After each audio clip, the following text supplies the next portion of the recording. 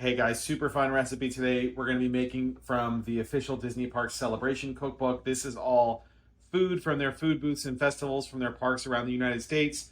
This is a warm turkey sandwich. It is not what you're thinking. If you've looked at the thumbnail, it is not just a piece of bread with mayonnaise and some turkey on it. So you definitely want to follow along and do this and use your Thanksgiving leftovers to make this because it's really good and very unconventional.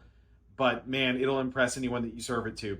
If you have leftover turkey slices, then from your Thanksgiving meal, go ahead and just use those for this recipe.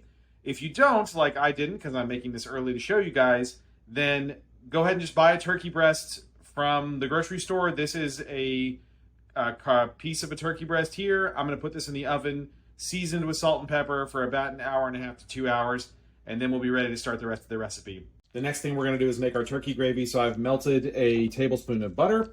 And now we're just going to put in some flour and quickly whisk that together to make a roux. This is on medium to medium-low heat on your oven, by the way. Next step is we're going to put in about 1.5 tablespoons of heavy cream.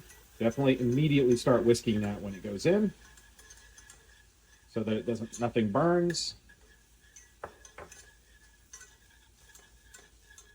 I'll soften it up. And then 2 cups of either chicken or turkey stock. I had homemade turkey stock left over from another recipe, but just go ahead and put that in as well. And again, continue to whisk until this starts to thicken up. And then this is we're now gonna turn the heat up and get this to a boil.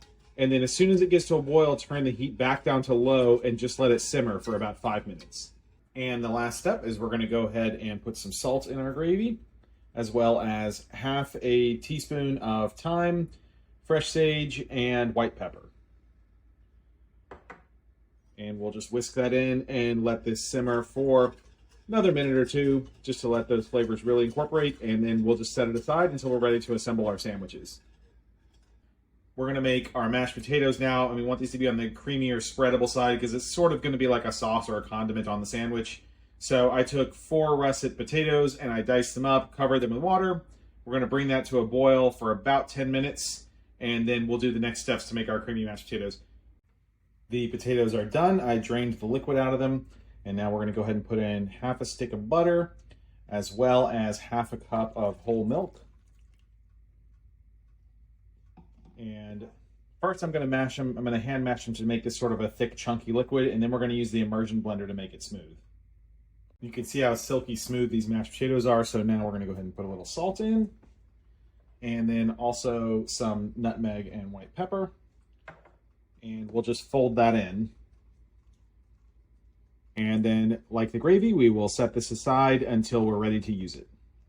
Now we're going to make our stuffing bread that we're going to use to make this be a sandwich. So I've melted 1/2 stick of butter, and I've got some onions and celery that's all chopped up here. That's going to go in, and we're just going to cook this until they get translucent. All right, that is ready. So we've got some chopped herbs now, Italian parsley, thyme, and sage, and we're just going to go ahead and add those in as well. And take this off of heat and mix it all up. Now, to make the stuffing bread mixture, you just want a box of stovetop stuffing mix.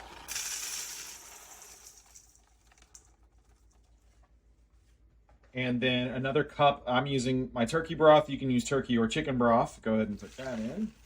And you want that to be warm when it goes in.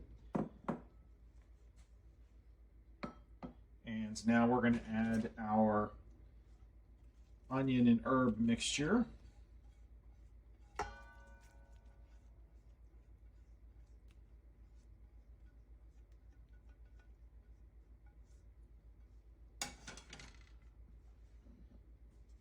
Get that mixed up nice and thoroughly.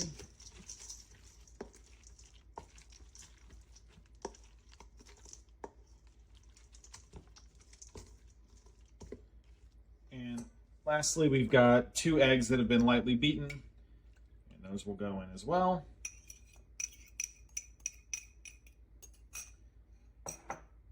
And a little bit of salt and pepper. I know this recipe seems very involved, and it definitely is a special occasion type thing. It's definitely the kind of thing you want to make when you have a long weekend like Thanksgiving. and use your leftovers, and you just want to spend some time in the kitchen. And then a little salt. And once again, we're going to give that a good mix. And you want to really combine this until it sort of becomes, the bread really softens up and it sort of becomes almost like a soft dough. I've preheated the oven to 350 degrees. I've got a 9x13 pan here that I've sprayed down with cooking spray. And we're just going to take this mixture and put it in our pan here. And just we're going to spread it out until we get a nice even sheet of this sort of dough or batter here across the whole bottom. And then that's going to go in the oven for about 15 minutes. And when it comes out of the oven, you're going to put it in the refrigerator and let it chill for a little bit to get everything to really solidify together, because we want this to be an actual piece of bread that won't fall apart. The stuffing bread is chilled, and you should see it turns out and it stays a solid piece like this when it turns out. So I'm going to trim the edges off of this first, just to sort of show you the thickness and the consistency that you want here on this.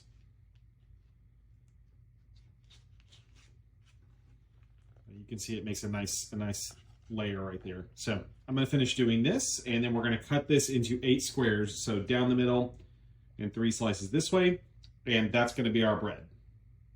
Now you take a couple of squares of your bread, and we're just going to put this in a toaster oven, and we're going to toast both sides so you get browning on both sides. And then we'll be ready to assemble our sandwiches. All of our ingredients are done and ready, and we are ready to assemble our sandwiches. You can see we've got our toasted bottom slice of bread here. And the first thing we're going to do is get a big dollop of our creamy mashed potatoes. And those are going to go right there on the bottom. I'm trying to be careful here so I don't spill them. And yeah, that looks good. Next, we're going to put our layers of sliced turkey breast on top of that. Now we're going to put our next layer of bread on top of that. Now we're going to put our gravy on top of that.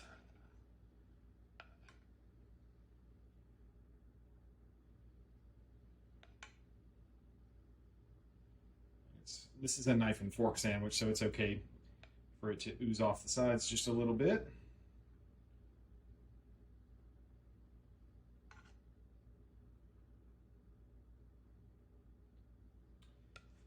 And then lastly, I made my own cranberry sauce. The recipe just calls for canned cranberry sauce, but I made my own for my Thanksgiving. So you can just use your own recipe, or you can just buy pre-made cranberry sauce from the grocery store.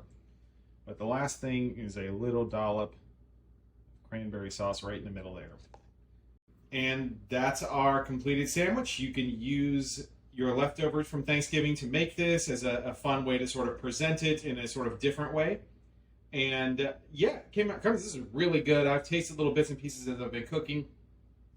Tasted the mashed potatoes, tasted everything, and man, it is fantastic. You get all of those wonderful Thanksgiving flavors, but with a lot of spices and herby aromatics in it. So this is a fun way to do things a little bit differently.